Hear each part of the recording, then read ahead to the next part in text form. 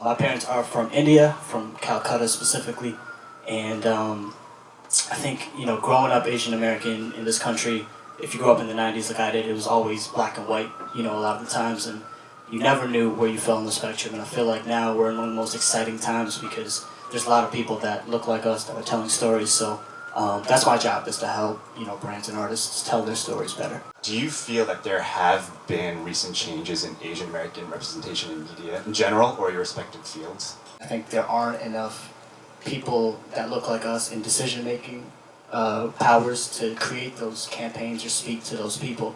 And that's something that I'm really big on, is like, how do, you know, people that look like us get to leadership positions, whether it's through their own organizations or through it, you know, coming up in a larger system. And a lot of times brands don't know how to speak to certain audiences because the people making those decisions don't have any connection to it.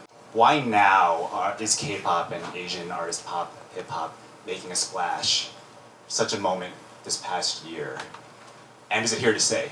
Yeah, I think it's important to acknowledge that K-pop was big before, you know, all this, and the work that was being done, you know, on that side of the world was like, it's always been dope. You know, it's like Bollywood music. If someone in 2 years was like, yo, I just heard a Bollywood, you know, maybe like, you miss like 20 years of classics, right? So it's kind of like, to me it's important to acknowledge that, and I think we live in a time and with social and digital, and the world is just smaller. Things travel quicker, you're able to share quicker, things become spectacles quicker. Why do you think TV is sort of embracing that more rapidly than Hollywood is? Yeah, I think just structurally it's probably easier and cheaper to create TV than it is create film. I think when it comes to feedback, it's probably also easier to get feedback on certain programming for these platforms. You know, you put out a show, you immediately get to see the type of impact it's having streaming-wise. And I think the viewers themselves, you know, it looks like a room like this, and that's not homogenous. So TV is just like it's an easier vehicle for a lot of it. I'm not a big fan of barriers. I think that barriers a lot of times are self-imposed.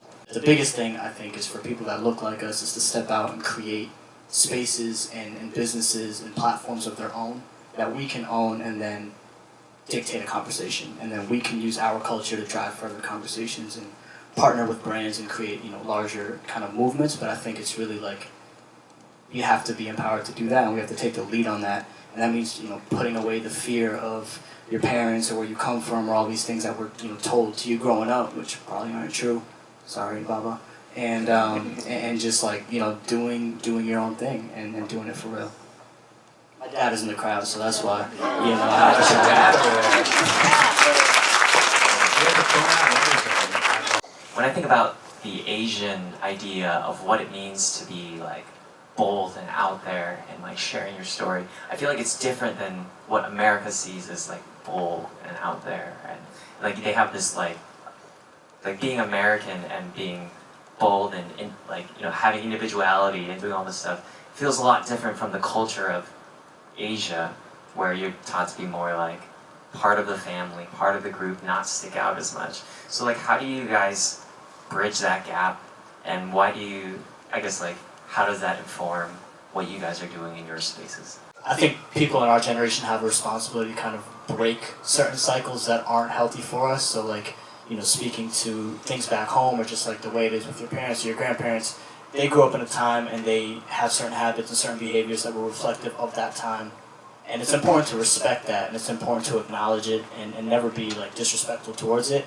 But you can't let that kind of govern how you're going to tell your own story. If I let myself get boxed in by what my family or my, you know, religion or my society or culture is going to tell me, I'm not going to be able to actualize who I am on the inside.